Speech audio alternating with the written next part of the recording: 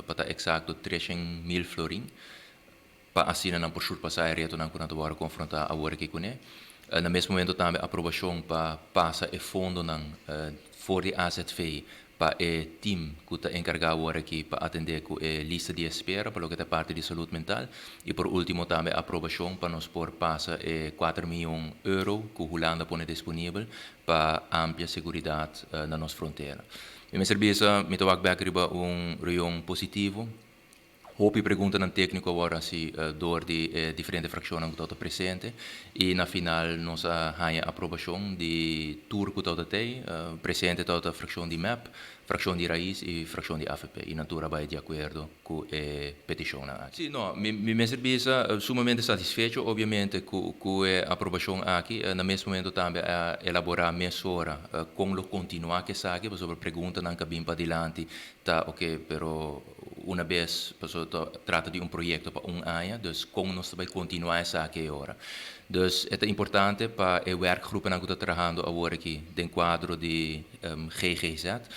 percorrer também para a eerste lijn, que é mais acessível para evitar que vai ter lista na de espera. E me serviço que o primeiro resultado não mostra que o paciente não agora aqui por worden tratar mais liggen, door que tem um grupo extra que está fazendo triagem, screening, e no mesmo momento também nós está ampliando a base zorg, a base GGZ, para evitar que a pessoa não worden solamente doorverwezen, em caso aqui para parte specialistische zorg, dus respaldo. Dus até agora aqui, trabalho aqui também do Hopi bom, e ja, nós somos satisfeitos com a direção que está bem. O plano van aanpak, para o que está grensveiligheid, consiste de 4 miljoen euro que está para projeto não, parte infraestrutural está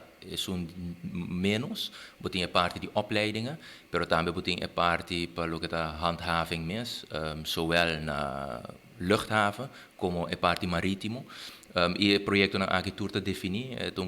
plano que agora escrito por todos os stakeholders na cadeia judicial que na Aruba e no mesmo momento ela conta com a aprovação de Holanda também. A maneira de conhecer agora que nós temos colega também que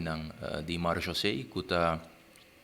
a fortificar de forma e segurança na nossa fronteira, dus nós trabalhamos junto com o colega de imigração, de unit mensenhandel e mensensmokkel, para assim nós junto, nós por unificar mais para o que é parte aqui de segurança na nossa fronteira.